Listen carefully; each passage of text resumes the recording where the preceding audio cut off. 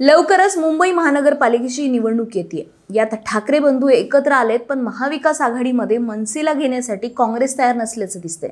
त्यातच काँग्रेसच्या काही नेत्यांनी स्वबळाचा देखील नारा दिलाय। त्यामुळे आता निवडणुकीच्या तोंडावर मुंबईमध्ये काँग्रेस नमतं घेणार का हा प्रश्न आहेच, पण मनसेला सोबत घेणं काँग्रेसला जड का जातंय? मुंबईमध्ये काँग्रेसची ताकद जास्त आहे की मनसेची?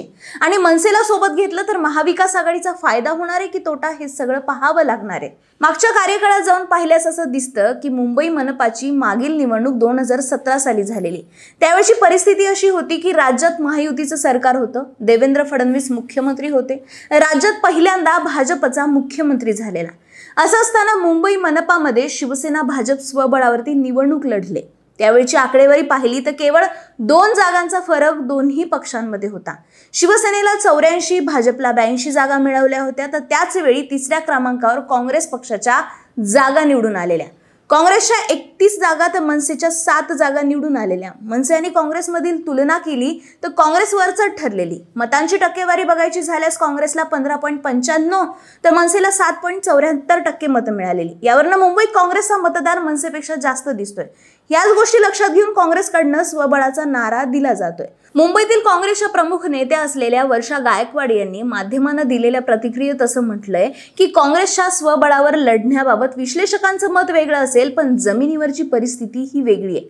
पण साधा प्रश्न आहे की काँग्रेसला मनसेसोबत का नकोय?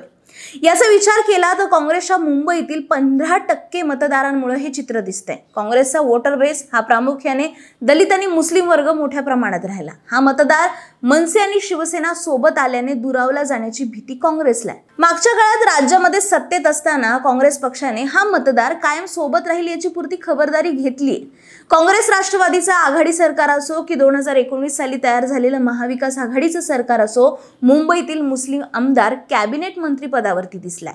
आधी नसीम खान यांना संधी देण्यात आली होती, त्यानंतर असलम शेख यांना पहिली टर्म असून देखील संधी देण्यात आलेली। हीच बाब वर्षा गायकवाड यांच्या बाबतीत आहे, त्यांना ही मंत्रिपदाची संधी पक्षाने दिलेली। त्यामुळे दलित आणि मुस्लिम मतं दुरावली जाणार नाहीत या भीतीतनं काँग्रेस स्वबळाचा नारा देत असल्याच्या चर्चा मुंबईत आहेत। अशा परिस्थितीत मनसेला सोबत घ्यायचं की नाही यासाठी काँग्रेसच्या गोटात अद्याप चाचपणी सुरू आहे।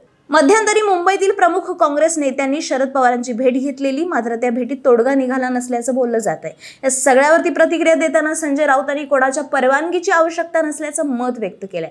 काँग्रेसचा निर्णय काहीही असो, मुंबई महानगरपालिका निवडणूक दोन्ही ठाकरे बंधू एकत्र येऊन लढवणार आहेत, त्यासाठी इतर लहान पक्षांचाही पाठिंबा असल्याचं ते म्हणालेत। भाजप विरोधात लढायचं असेल तर इतर सर्व पक्षांनी एकत्र येण्याची गरज शरद पवारांनी दाखवून दिली, ही भूमिका त्यांची। काँग्रेसमधील स्थानिक नेतृत्वाची जरी वेगळी भूमिका असली तरी वरिष्ठ पातळीवरती एकत्र लढण्याचा निर्णय होण्याची शक्यता आहे।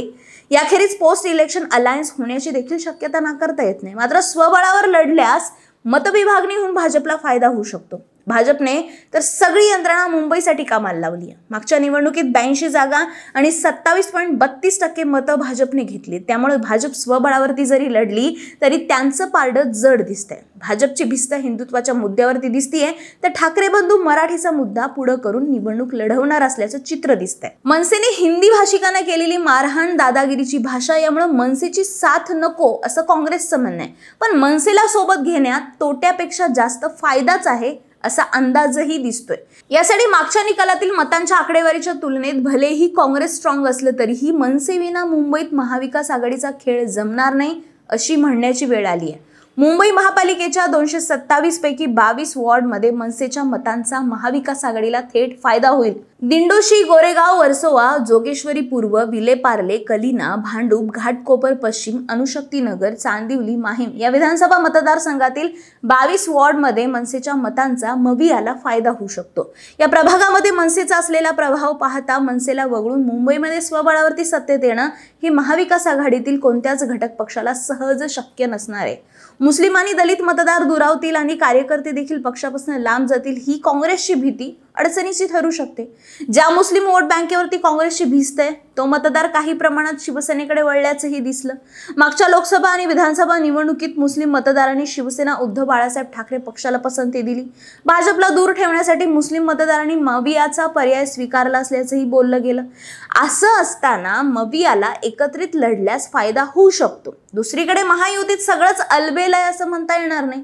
माजी नगरसेवक आणि पक्षाचे पदाधिकारी यांच्या फोडाफोडीचं राजकारण सुरू आहे। याचं स्वरूप राजकारणापुरतं मर्यादित न राहता ते थेट नाराजीपर्यंत पोहोचले। त्यातूनच एकनाथ शिंदे नाराज असल्याच्याही चर्चा मध्यंतरी सुरू होत्या। शिंदेंच्या सेनेतील फुटीच्या चर्चा देखील सुरू आहे। या पार्श्वभूमीवरती मनसेला सोबत घेण्यावरनं मवियात जर फूट पडली तर भाजपला फायदाच होईल। मतविभागणी करण्यासाठी मवियामध्ये घटक पक्षांची कमतरता नाहीये। सपा, बसपा आणि डाव्यांचा देखील मुंबईत काही भागात प्रभाव आहे। त्यामुळे जागा वाटप कसं असणार आणि मनसेला सोबत घेऊन मविया निवडणूक लढवणार का, यावर मुंबईत सत्ता कोणाची असणार हे ठरणार आहे। या सगळ्याबाबत तुम्हाला काय वाटतं ते कमेंट करून नक्की कळवा आणि लगावबत्तीच्या YouTube चॅनलला सबस्क्राईब करायला विसरू नका।